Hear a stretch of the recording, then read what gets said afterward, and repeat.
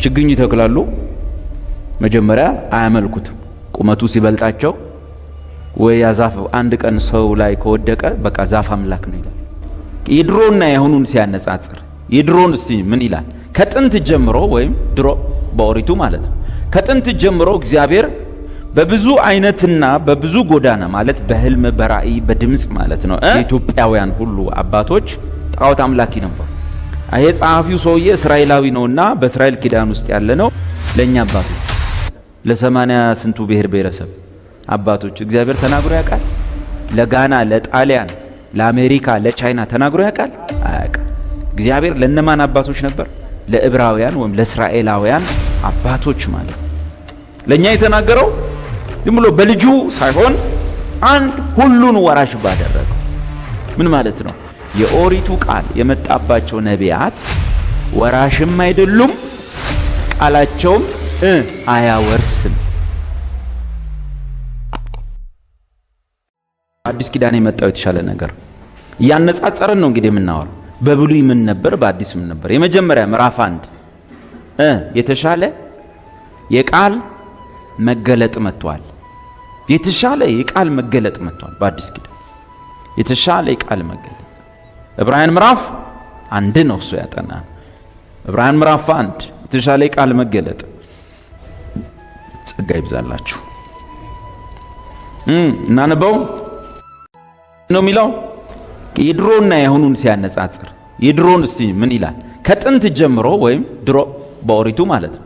ከጥንት ጀምሮ እግዚአብሔር በብዙ አይነትና በብዙ ጎዳና ማለት በህልም በራእይ በድምጽ ማለት ነው ለአባቶቻችን ይላል። ለእስራኤል አባቶች ነው አደራ፣ ለኛ አባቶች አይደለም። የኛ አባቶች ከፍ ያለ ነገር ሁሉ ሲያዩ እየፈሩ አምላክ ነው ብሎ ያመልኩ ነበር። የኢትዮጵያውያን ሁሉ አባቶች ጣዖት አምላኪ ነበሩ። አይ ጸሐፊው ሰውዬ እስራኤላዊ ነውና በእስራኤል ኪዳን ውስጥ ያለ ነው። የሚጽፈውም ለዕብራውያን ነው። ዕብራውያኖች ምኖች ናቸው? አይሁዶች ማለት ነው። እና እሱም ዕብራዊ ነው፣ እነሱም ዕብራዊ ስለሆኑ የአብርሃም ዘር ስለሆኑ ለነሱ ስለሚጽፍ ነው ለአባቶቻችን የሚለው። ኢትዮጵያዊ ያው ዝም ብሎ በሞራል ለአባቶቻችን ብሎ ማንበብ ይችላል፣ ግን ለአባቶቻቸው ብንል ይቀላል። በብዙ ጎዳና ለአባቶቻችን ማለት ለእስራኤል አባቶች በነቢያት ተናግሮ እግዚአብሔር ለኛ አባቶች በብሉይ ኪዳን በነቢያት ተናግሯል። ለኛ አባቶች ለ80 ስንቱ ብሔር ብሔረሰብ አባቶች እግዚአብሔር ተናግሮ ያውቃል? ለጋና፣ ለጣሊያን፣ ለአሜሪካ፣ ለቻይና ተናግሮ ያውቃል? አያውቅም። እግዚአብሔር ለነማን አባቶች ነበር? ለዕብራውያን ወይም ለእስራኤላውያን አባቶች ማለት ነው። እኛ ምን ነበርና አህዛቦች ድሮ ሐዋርያት ሥራ መጽሐፍ ምን ይላል? ያው መሲሁ እስኪመጣ ድረስ አህዛቦች ወደ ገዛ መንገዳቸው እንዲሄዱ ተዋቸው። በቃ ሂዱ፣ ዝም ብላችሁ ኑሩ ተባሉ። ይተኛሉ፣ ይወልዳሉ፣ ይወለዳሉ፣ ያድጋሉ። በቁመት ከነሱ ከበለጠ የሆነ ነገር ያመልኩታል። ችግኝ ይተክላሉ። መጀመሪያ አያመልኩትም። ቁመቱ ሲበልጣቸው ወይ ያዛፍ አንድ ቀን ሰው ላይ ከወደቀ በቃ ዛፍ አምላክ ነው ይላል። ተራራ መውጣት ካቃታቸው በቃ አምላክ ነው ይላል። ወንዝ ሰፈር ገብቶ ሰው ጠራርጎ ከሄደ በቃ አምላክ ነው። እንዲህ ነበሩ የኛ የ87ቱ ብሔር ብሔረሰብ አባቶች። እውነታው ይሄ ነው። ሰውን ሰው ያደረገው ክርስቶስ ነው። አሕዛብ የታሰቡት በክርስቶስ የአዲስ ኪዳን መለኪያ። በኦሪቱ ምን ተብሏል? አሕዛብ ወደ ገዛ መንገዳቸው እንዲሄዱ ተዋቸው። ምን ይላል ጳውሎስ? እናንተ አሕዛቦች ቀድሞ ከእስራኤል ተለይታችሁ ከእግዚአብሔርም መንግሥት ርቃችሁ ከተስፋው ቃል እንኳን እንግዶች ሆናችሁ ምንም ሰምታችሁ ሳታውቁ ትኖሩ ነበር። ክብር ለእግዚአብሔር ይሁን። ዝም ብለን አንጀማ ምንም ጥቅም የለው። እኛ ጥንታውያን ዝም በሉ። ከጥንት ጀምሮ እግዚአብሔር በብዙ አይነትና በብዙ ጎዳና ለአባቶቻችን ወይም ለእስራኤል አባቶች ማለት ነው በነቢያት ተናግሮ አሁን ምን መጥቷል ነው? የተሻለ ቃል መገለጥ መጥቷል በአዲስ ኪዳን። ድሮ በማን ተናገረ? በነቢያት ተናግሮ ዋው በልጁ ተናገረን ይላል እንዴ? ራእይልም ልጁን የገለጠበት ሁለት ነገር ሁሉን እንግዲህ ልጁ በብዙ ነገር ልትገልጠው ይችላል። ኢየሱስ ብዙ ስለሆነ እዚህ ጋር ግን የተጠቀመው ሁለት ነገር ነው። እግዚአብሔር ለኛ የተናገረው ድሮ በነቢያት ነው፣ በተለያየ ጎዳና በራእይ በህልም እየተናገረ ለኛስ ሁሉን ወራሽ ባደረገ። ለምን ይሄንን መረጠ? ከስንት የኢየሱስ መግለጫ ነገሮች ውስጥ ደግሞም ዓለማትን በፈጠረበት በልጁ ምን አረገን? ተናገረ። በፈጠረበት ዓለማትን ሁሉ ቢታይ ማይታየውን ሁሉ ዩኒቨርሱን ሁሉ በፈጠረበት ይሆን። ታውቃላችሁ አይደል? ይሄ የምታዩት አጽናፈ ዓለም ማታዩት ነው እንጂ እኛ እኮ እዚህ ነው የምናየው። ይሄ ማናቀው ማናየው ዩኒቨርስ አጽናፈ ዓለም ከማን አፍ ውስጥ የወጣ ድምጽ ነው? ከኢየሱስ ከእግዚአብሔር ወልድ ውስጥ የወጣው ድምጽ ነው ዩኒቨርስ የሆነው ግዑዝ ነገር የሆነው። ይሄ መሬት እንግዲህ ድንጋይ አፈር ምናምን ነው ስር ያለው፣ የፈላ እሳት ምናምን ነው ከስር ያለው። ሌሎቹም እንግዲህ ከዚህ ጋር የሚመሳሰል እንግዲህ ሌላም አይተን ማናውቀው ይኖራል። የእሳት ኳሶች ናቸው። ከኛ ፀሐይ የሚበልጡ ብዙ ፀሐዮች እንዳሉ እናውቃለን። እነዛ ሁሉ ከማን አፍ ውስጥ የወጡ? ከጌታ ከኢየሱስ ከወልድ አፍ ውስጥ ይሁን የሚለው ድምጽ ነው ይህን ሁሉ የሆነው።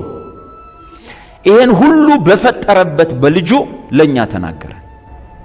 ለኛ የተናገረው ዝም ብሎ በልጁ ሳይሆን አንድ ሁሉን ወራሽ ባደረገው። ምን ማለት ነው? የኦሪቱ ቃል የመጣባቸው ነቢያት ወራሽም አይደሉም፣ ቃላቸውም አያወርስም። እነሱም አልወረሱም፣ ቃላቸውም በእነርሱ የመጣውም ቃል ምን አያደርግም? አያወርስም። ትልቁ ፊገር በብሉይ ኪዳን ማን ነው? ሙሴ ትልቅ ሳምፕላችን ነው። ሙሴ ከነዓንን እንኳን ምን አላደረገም? አልወረሰም።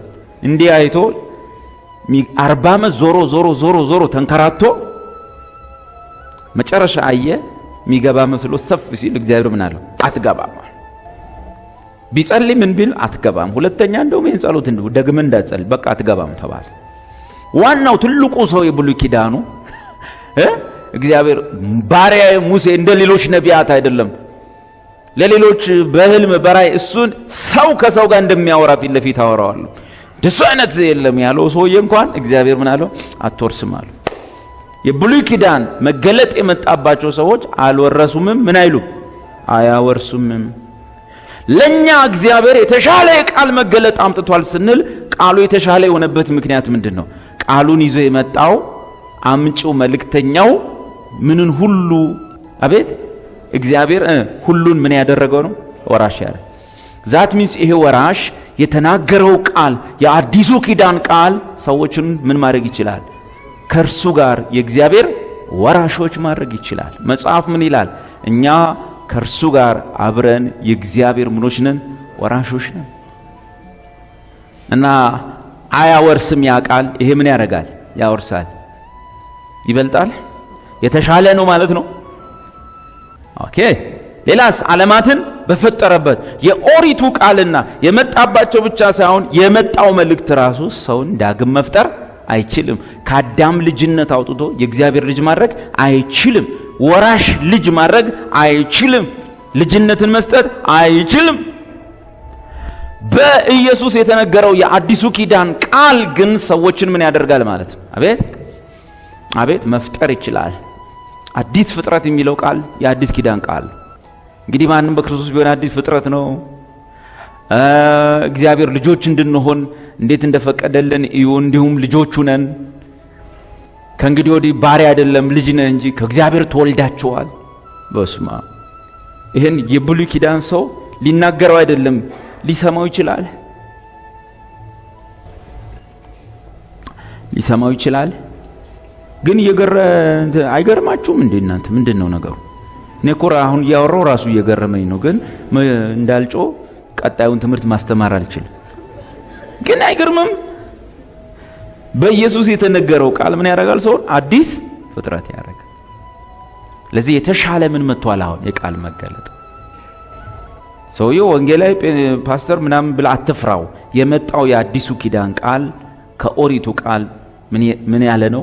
አሁን ግን በሚሻል ተስፋ ቃል በተመሰረተ ነው የሚለው። የቅድሙ እንዳትረሱ ዕብራውያን 8:7 አሁን ግን በሚሻል ተስፋ ቃል ለምን ሲባል እግዚአብሔር ድሮ በነቢያት በኩል ተናግሮ አሁን ግን ሁሉን ወራሽ ባደረገው ደግሞም ዓለማትን በፈጠረበት የተናገረን ዓለማትን በፈጠረበት በልጁ ነው።